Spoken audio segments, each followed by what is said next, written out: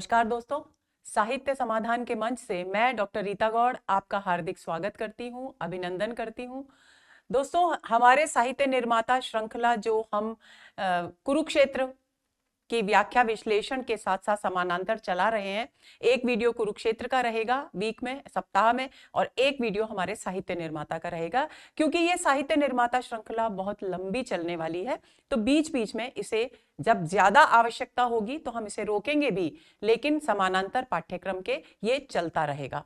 तो आज के सत्र में हम चर्चा करने वाले हैं पथ की पहचान जैसी न जाने कितनी कविताओं की रचना कर युवा शक्ति को प्रेरणा देने वाले, मधुशाला जैसी रचना लिखकर मदमस्त कर देने वाले हालावाद के प्रवर्तक कवि हरिवंश राय बच्चन की।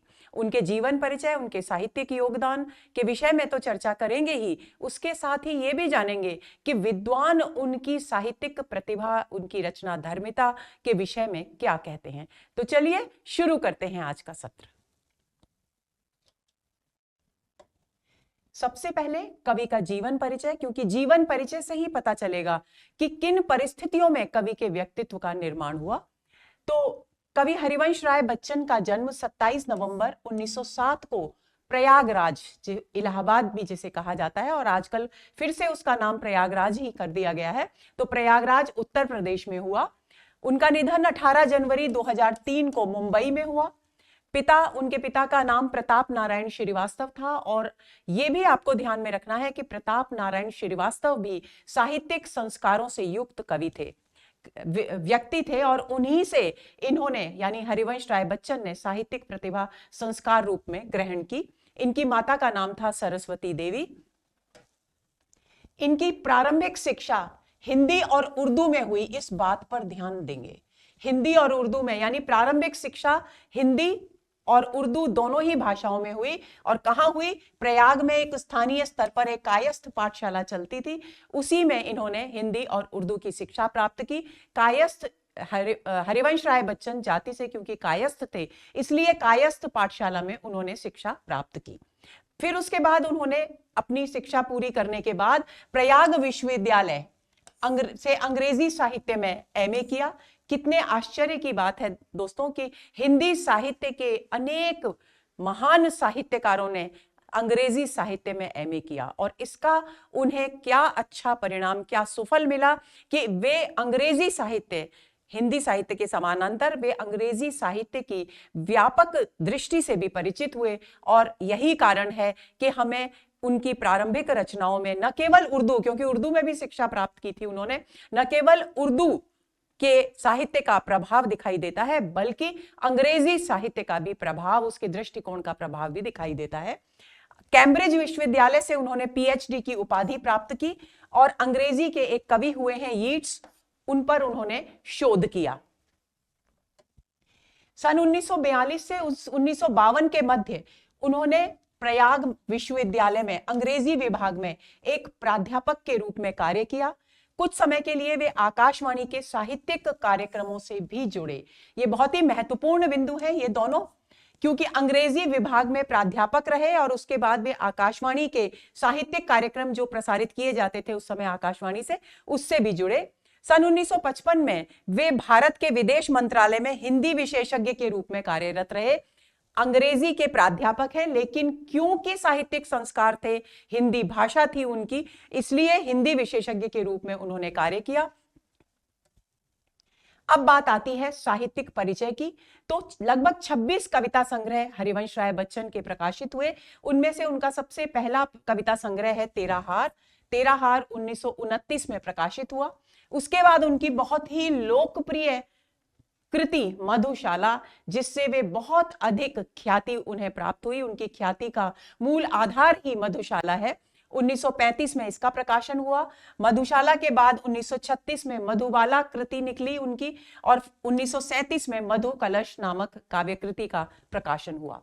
उसके बाद 1937 में ही आत्मपरिचय नाम से एक कविता संग्रह उनका प्रकाशित हुआ।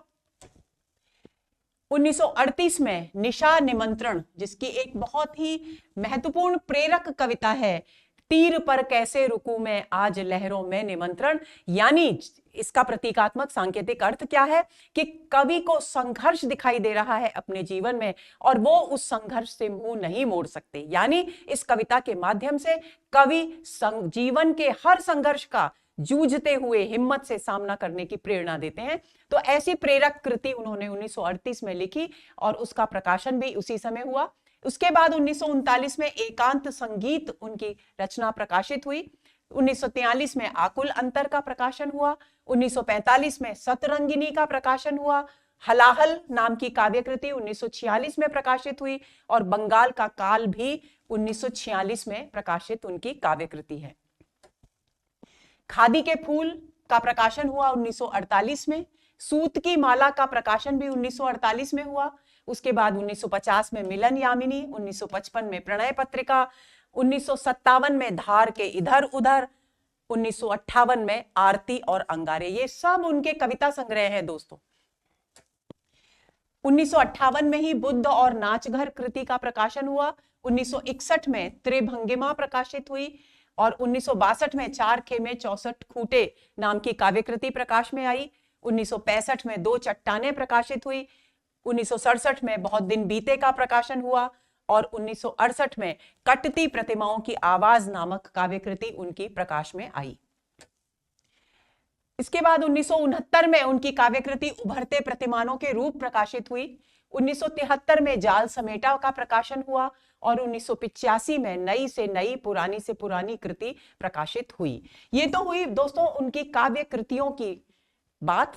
उन काव्य कृतियों में अंग्रेजी कविता का भी प्रभाव है, उर्दू की कविता का भी प्रभाव है, खय्याम का विशेष रूप से प्रभाव है जिसकी चर्चा हम आगे करेंगे। और प्रेरक कविताएं भी बहुत हैं। उनकी एक कविता मुझे इस समय याद आ रही है, पथ की पहचान, जिसमें वे युवा वर्ग को संदेश देते हैं कि पूर्व चलने के बटोही बाट की पहचान कर ले, पुस्तकों में है नहीं लिखी गई इसकी कहानी, हाल इसका ज्ञात होता है न औरों की जुबानी। यानी वो कह रहे हैं कि जो लक्ष्य तूने है बटोही, क्योंकि जीवन के राह के हम सभी बटोही हैं, हम सभी राहगीर हैं, तो वे प्रेरणा दे रहे हैं कि जिस रास्ते को तूने अपने लिए चुना है, हे राहगीर, तू उसकी खूब अच्छी तरह से पहचान कर ले, क्योंकि अगर तू उस राह की पहचान नहीं करेगा और इतनी हिम्मत अपने अंदर नहीं जुटाएगा कि चाहे कितने भी संकट आए मुझे इस राह को सफलतापूर्वक पार करना ही है, तब तक तू सफलता प्राप्त नहीं कर सकेगा। तो इस तरह की बहुत सारी प्रेरक रचनाएं भी उन्होंने लिखी। उन्होंने अपनी आत्मकथा लिखी। अक्सर प्रश्न पूछा जाता है, इन चारों के क्रम को अच्छी तरह स्मरण कर लेंगे, याद कर लेंगे, और कौन से सन में कौन सा भाग प्रकाशित हुआ इसको भी कर लेंगे। और ये भी याद रखना है कि बच्चन की जो आत्मकथा है वो कितने भागों में प्रकाशित हुई, तो उसका उत्तर होगा 4 भागों में। अब कौन सी है? सबसे पहला भाग है क्या भूलूं क्या याद करूं, और इसका प्रकाशन हुआ 1969 में। उसके बाद दूसरा उनका भाग है आत्मकथा का नीड़ का निर्माण फिर, और इसका प्रकाशन हुआ 1970 में। तीसरा भाग है बसेरे से दूर, इसका प्रकाशन हुआ 1977 में। और चौथा भाग है 10 द्वार से सोपान तक, इसका प्रकाशन हुआ 1985 में। उसके बाद उन्होंने डायरी शैली में भी अपनी एक कृति लिखी जो प्रवास की डायरी के नाम से प्रकाशित हुई और बहुत ही लोकप्रिय भी हुई। उनकी आत्मकथा, उनकी मधुशाला और उनकी प्रवास की डायरी, ये बहुत अधिक उनको ख्याति प्राप्त करवाने में उनके लिए मददगार सहायक हुई, आधार भूमि सहायक हुई, साबित हुई। अब उन्होंने कुछ एक कृतियों के अनुवाद भी करे। मैं आपको ये एक बार फिर याद दिला दूं कि अंग्रेजी साहित्य में उन्होंने एमए किया था, अंग्रेजी साहित्य से वे भली भांति परिचित थे, उसके विशद दृष्टिकोण को उन्होंने ग्रहण किया। उसके साथ क्योंकि उनकी प्रारंभिक शिक्षा उर्दू और हिंदी में हुई थी, तो उर्दू के खय्याम का उन पर बहुत गहरा प्रभाव था। तो ये बात आपको याद रखनी है। तो अनुदित कृतियों में क्या है? सबसे पहले खय्याम की मधुशाला का उन्होंने प्रकाशन किया, अनुवाद किया, और 1933 में इसका प्रकाशन हुआ। उसके बाद 2 नाटक हैं शेक्सपियर के, एक तो मैकबेथ, उसका अनुवाद हिंदी में उन्होंने 1957 में किया, और ओथेलो का 1959 में। ये दोनों शेक्सपियर के नाटक हैं। शेक्सपियर अंग्रेजी के नाटककार हुए हैं जिन्होंने एक से एक अच्छे नाटक अंग्रेजी साहित्य को दिए हैं। तो एक नाटककार के रूप में शेक्सपियर का अंग्रेजी साहित्य में अपना एक अलग ही स्थान है। तो ये दो महत्वपूर्ण नाटक है, मैकबेथ और ओथेलो, इनका उन्होंने हिंदी अनुवाद किया। इसके बाद उमर खयाम की जो रुबाइयां हैं उनका भी उन्होंने अनुवाद किया, जिसका प्रकाशन हुआ 1959 में। ये तो हुई उनके साहित्यिक योगदान की बात। दोस्तों अब कुछ एक महत्वपूर्ण बिंदु हैं जो हमें हरिवंश राय बच्चन के विषय में ज्ञात होने ही चाहिए। तो सबसे पहला तथ्य यह है कि कौन से युग के कवि हैं, प्रश्न पूछा जा सकता है। तो हरिवंश राय बच्चन उत्तर छायावाद युग के कवि हैं। दूसरी बात, किसका प्रवर्तन किया उन्होंने? हालावाद के वे प्रवर्तक माने जाते हैं। हालावाद के लिए एक और नाम प्रयोग में लाया जाता है, प्रेम और मस्ती की काव्यधारा। प्रेम और मस्ती की काव्यधारा। तो इस धारा का उन्होंने प्रवर्तन किया। सन 1929 में 13 हार उनका जो कविता संग्रह प्रकाशित हुआ, ये हरिवंश राय बच्चन का पहला कविता संग्रह था। ये बात आपको भूलनी नहीं है, क्योंकि प्रश्न पूछा जा सकता है कि बच्चन का पहला प्रकाशित कविता संग्रह कौन सा है, 13 हार, या उनका पहला कविता संग्रह कब प्रकाशित हुआ? तो 1929 में प्रकाशित हुआ। ये बिंदु आपको स्मरण रखने हैं। इसके बाद तीसरी बात महत्वपूर्ण बच्चन जी के विषय में यह है कि बच्चन की मधुशाला, मधुबाला और मधुकलश, ये जो कृतियां हैं दोस्तों, उन पर उमर खयाम का गहरा प्रभाव है। उमर खयाम उर्दू साहित्य में एक बहुत ही नामी गिरामी साहित्यकार हुए हैं, शायर हुए हैं, और उनका उस पर वैसे भी प्रभाव था हरिवंश राय बच्चन पर, लेकिन विशेष तौर पर मधुशाला, मधुबाला और मधुकलश जो कृतियां हैं, प्रश्न पूछा जा सकता है कि निम्नलिखित में से किस कृति पर उमर खयाम की शायरी का प्रभाव दिखाई देता है? तो आपको ये तीनों कृतियों के नाम याद रखने हैं, या हो सकता है तीनों नाम देकर चौथा एक और विकल्प दे दिया जाए और पूछा जाए कि किस कृति पर उमर खयाम का प्रभाव नहीं है। तो आपको यह भी ध्यान में रखना है।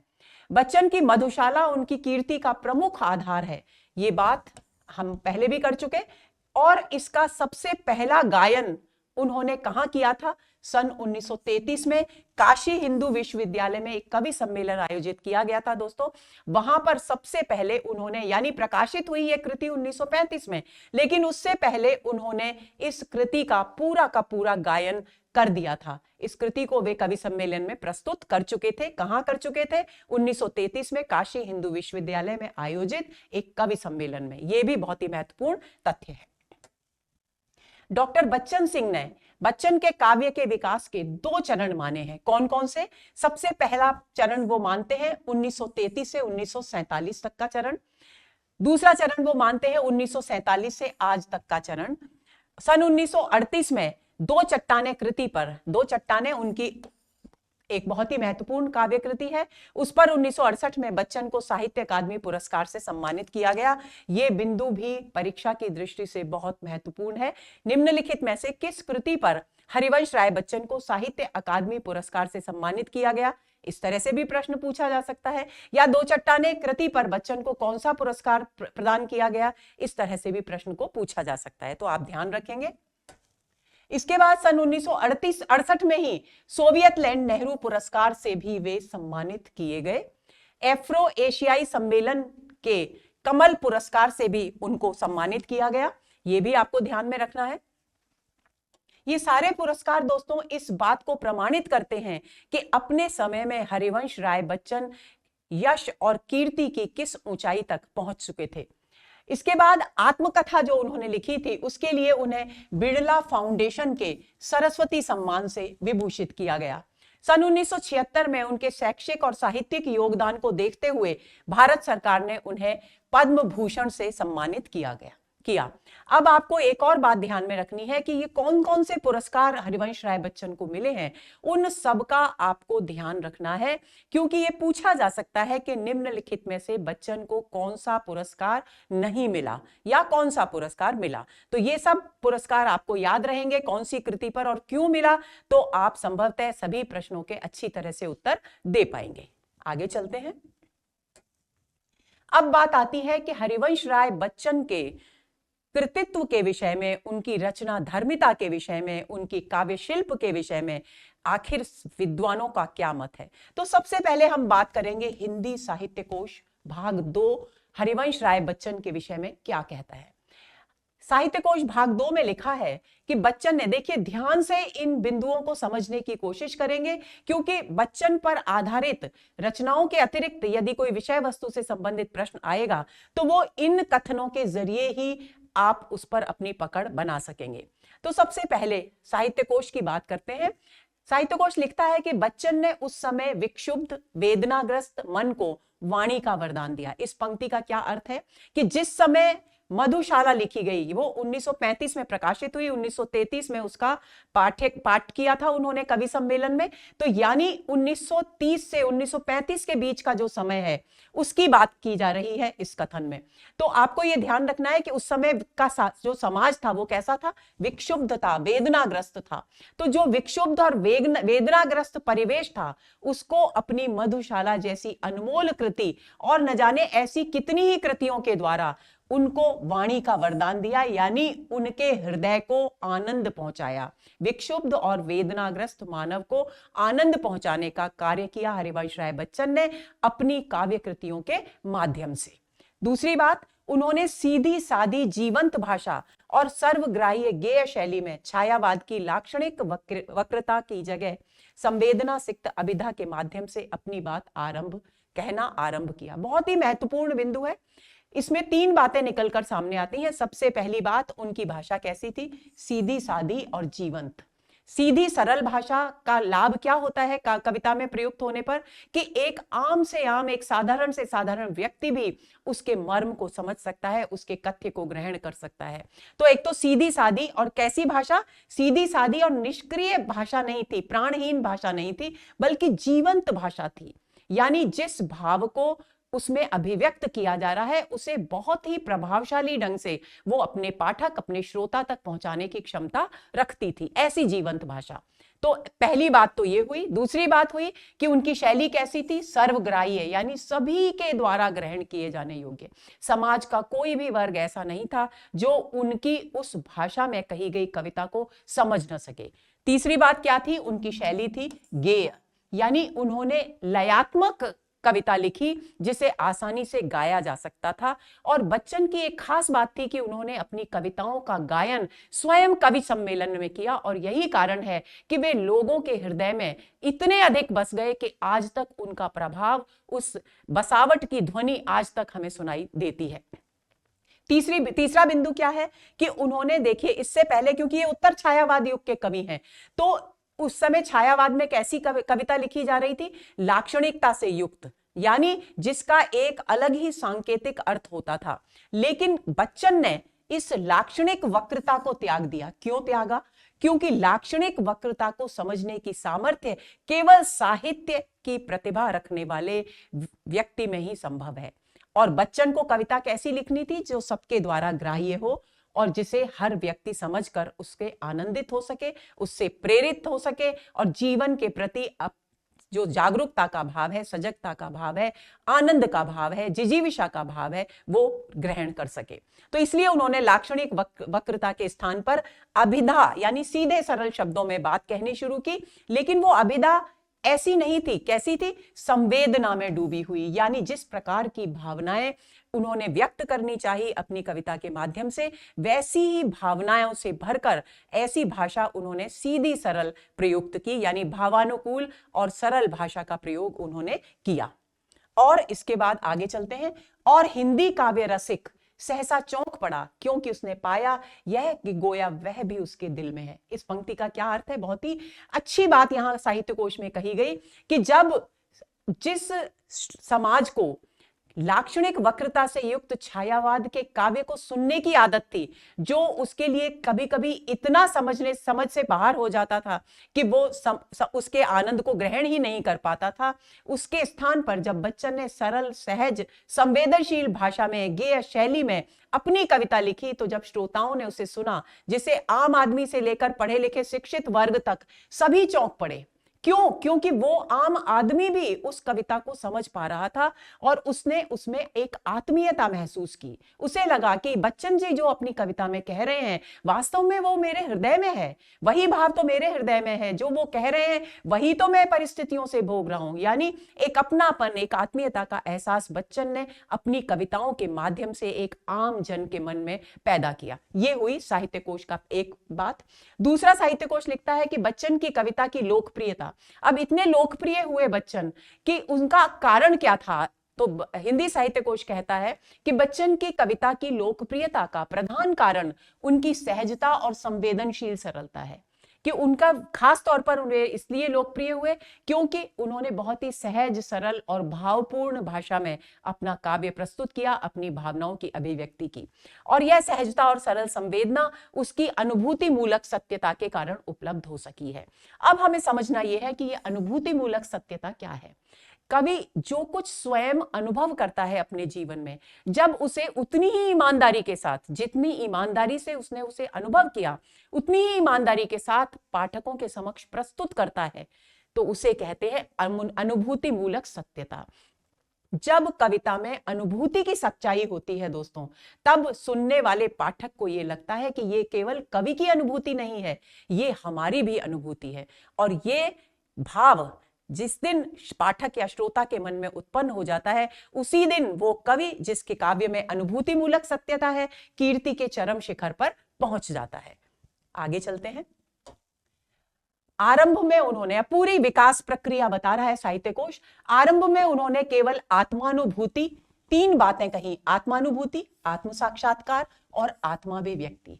आत्मानुभूति यानी स्वयं ने जो अनुभव किया वो, आत्म साक्षात्कार और स्वयं को संघर्ष के क्षणों में पहचानने की कोशिश, आत्म साक्षात्कार, और आत्माभिव्यक्ति, और जो कुछ अनुभव किया और स्वयं से संघर्ष के दौरान स्वयं को जिस रूप में पहचाना, उसकी वैसी की वैसी अभिव्यक्ति बच्चन ने अपनी कविता में कर दी, ये साहित्य कोश कहता है। तो 3 पड़ाव हैं उनकी कविता के साहित्य कोश के अनुसार: आत्मानुभूति, आत्म साक्षात्कार और आत्माभिव्यक्ति के बल पर काव्य रचना की। कवि के अहम की स्फीति ही साधारणीकरण और व्यापकता बन गई। इस बिंदु को समझना बहुत जरूरी है। कवि के अहम की स्फीति का कारण, स्फीति क्या होता है? विस्तार। यानी कवि ने केवल अपनी भावनाओं को अपने तक ही महसूस नहीं किया, बल्कि उसने महसूस किया कि जो भावनाएं उसकी अपनी हैं वो समाज की भी हैं, परिवेश की भी हैं, जन जन की हैं। और यही कारण है कि जन जन की वेदना उनकी स्वयं की हो गई और उनकी स्वयं की वेदना की व्यापकता जन जन तक हो गई। और यही कारण साधारणीकरण यानी जनता की पीड़ा को अपने भीतर महसूस करना, और इसी कारण उनके काव्य में व्यापकता उत्पन्न हुई, यानी व्यापक अभिव्यक्ति का माध्यम बन गई उनकी कविता। समाज की अभावग्रस्त व्यथा, यानी उस समय का जो 1930, 33, 35 का जो समाज था उस समय, यानी स्वतंत्रता से पहले का समाज और स्वतंत्रता के बाद का समाज, पीड़ा दोनों समाजों में थी, क्योंकि स्वतंत्रता के पहले की पीड़ा अलग प्रकार की थी, स्वतंत्रता के बाद की पीड़ा अलग प्रकार की थी। वो सारी पीड़ा उनके काव्य में दिखाई देती है। परिवेश दिखाई देता है। कैसा परिवेश? स्वतंत्रता के बाद का वो परिवेश जो ऊपर से तो बहुत चमकीला है, बहुत सुनहरा है, बहुत सुंदर है, लेकिन भीतर से उतना ही खोखला है। उस तरह के परिवेश की झलक भी उनकी कविता में मिलती है। नियति और व्यवस्था के आगे व्यक्ति की असहायता और बेबसी बच्चन के लिए सहज व्यक्तिगत अनुभूति पर आधारित काव्य विषय थे। यानी उन्होंने इन सारी बिंदुओं को अपने काव्य का आधार बनाया, ऐसा मानता है हिंदी साहित्य कोश भाग 2। अब बात आती है एक और बिंदु की। खयाम ने वर्तमान क्षण को जानने, मानने, अपनाने और भली प्रकार इस्तेमाल करने की सीख दी है, और बच्चन के हालावाद का जीवन दर्शन भी यही है। यानी बच्चन ने जिस हालावाद का प्रवर्तन किया, जिसे हम प्रेम और मस्ती की काव्यधारा भी कहते हैं, उमर खयाम ने भी अपनी कविता में प्रत्येक क्षण को अच्छी तरह समझना, उसे स्वीकार करना, अच्छा है तो भी और बुरा है तो भी, संघर्ष से युक्त है तो भी, आनंद से युक्त है तो भी, हर स्थिति में प्रत्येक क्षण को जानने की, उसके स्वरूप को समझने की, उसे स्वीकार करने की, अपनाने की और अच्छी तरह से सोच विचार कर उसका इस्तेमाल करने की शिक्षा उमर खयाम ने अपनी रुबाइयों में, अपनी मधुशाला में दी है। लेकिन और बच्चन ने भी यही बात अपने काव्य के माध्यम से कही है। तो और यही बिंदु जीवन दर्शन का आधार, किसके जीवन दर्शन का आधार बना है? हालावाद के जीवन दर्शन का आधार बना है। यह कथन भी हिंदी साहित्य कोश भाग 2 का है। अब कई विद्वानों ने दोस्तों हालावाद पर यह आरोप लगाया कि यह जीवन से पलायन करने का वाद है, पलायन करने की प्रेरणा देने का वाद है, यानी यह जीवन के संघर्ष से घबराकर मुंह मोड़कर भागने का संदेश देता है। लेकिन वास्तव में ऐसा नहीं है, क्योंकि हिंदी साहित्य कोश कहता है कि यह पलायनवाद नहीं है, कि इनकी ये जो कविता है जिसमें प्रत्येक क्षण को जानने, मानने, अपनाने की सीख दी गई है, यह वास्तव में किसी भी संघर्ष से मुंह मोड़ने की प्रेरणा नहीं है, बल्कि इसमें वास्तविक जीवन का अस्वीकरण, क्योंकि इसमें वास्तविक जीवन का अस्वीकरण नहीं है, क्योंकि जीवन जैसा भी है सच्चा, सच्चे रूप में वास्तव में जीवन जैसा भी है, उसे स्वीकार करने की बात कही गई है हालावाद में, उसे अस्वीकार करने की बात नहीं की गई है। न उससे भागने की परिकल्पना है, प्रत्युत वास्तविकता की शुष्कता को अपनी मनस तरंग से सींचकर हरी भरी बना देने की सशक्त प्रेरणा है। यानी वास्तव में यह प्रेरणा देता है कि किस तरह से जीवन के संघर्ष को अपने मन की आनंद की लहरों से गुनगुना कर किस तरह से उस संघर्ष को हल्का किया जाए और उससे ऊर्जा ग्रहण कर, अपनी मानसिक तरंगों से ऊर्जा ग्रहण कर उस संघर्ष को सफलतापूर्वक किया जाए। यह कथन है हिंदी साहित्य कोश भाग 2 का। यह सत्य है कि बच्चन की इन कविताओं में रूमानियत और कसक है, यानी प्रेम भाव है, भावपूर्ण कविता है, और कसक है, एक पीड़ा भी है। पर हालावाद जिस पर को कई विद्वानों ने, मैंने अभी चर्चा की कि पलायनवादी होने या अपने संघर्ष से मुंह मोड़ने का आरोप लगाया, तो साहित्य कोश कहता है कि हालावाद गम गलत करने का निमंत्रण है, गम से घबराकर खुदकुशी करने का नहीं। यानी हालावाद में अपने संघर्ष को कुछ क्षण के लिए भूलने की बात है। क्यों भूलना है? जिससे कि ऊर्जा, संघर्ष करने की ऊर्जा को फिर से संचित किया जा सके और दुगने उत्साह के साथ उस संघर्ष को किया जा सके, उसका सामना किया जा सके। उससे घबराकर आत्मघात करने की प्रेरणा हालावाद नहीं देता। अब बात आती है एक और महत्वपूर्ण कथन की, जो है डॉक्टर बच्चन सिंह का। बच्चन सिंह ने बहुत ही सुंदर शब्दों में उनकी बात को बहुत ही संक्षेप में प्रस्तुत किया है।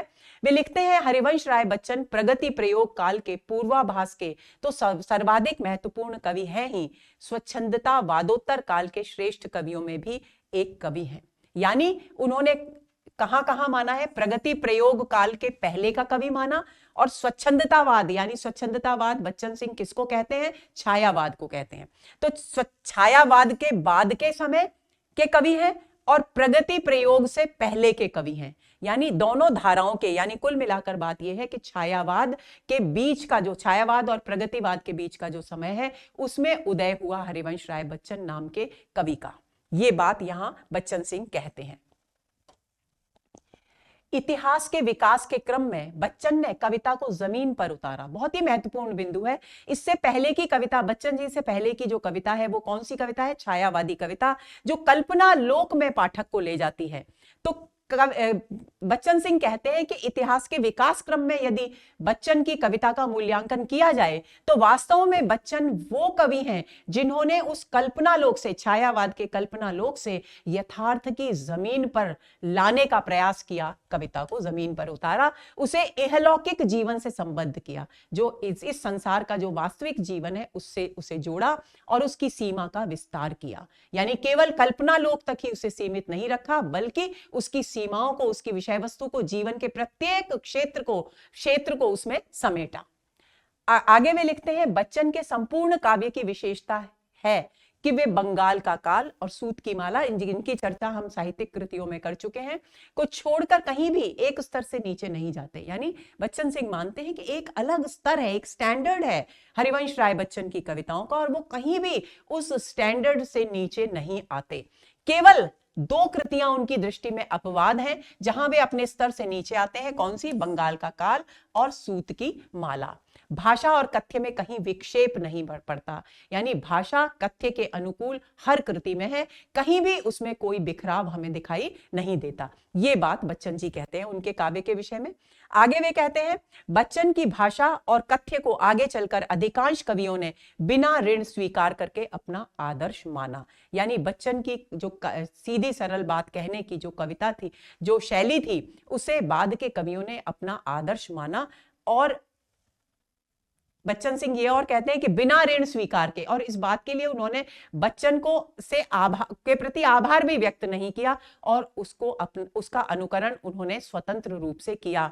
यानी बच्चन ने आगामी कवियों को, अपने बाद की पीढ़ी के जो कवि, अपने समकालीन जो कवि हैं, उनको भी सहज सरल भाषा में, सीधी शैली में कविता लिखने की प्रेरणा दी।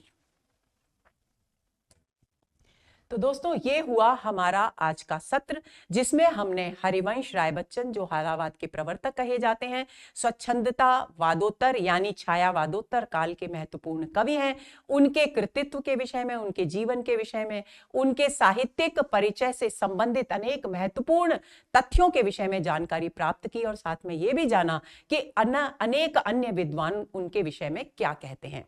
तो उम्मीद करती हूं कि हरिवंश राय बच्चन से संबंधित किसी भी परीक्षा में, क्योंकि ये वो कवि हैं आधुनिक काल के जिनको हमेशा अलग अलग परीक्षाओं में जिन पर प्रश्न पूछे ही जाते हैं, तो साहित्य की दृष्टि से इनका अपना एक अलग महत्व है, अपना एक अलग विशिष्ट स्थान है। तो आपकी समझ में इनकी विषय वस्तु आ गई होगी, इन पर आधारित सभी प्रश्नों के जवाब परीक्षा में आप दे सकेंगे, ऐसे विश्वास के साथ नमस्कार।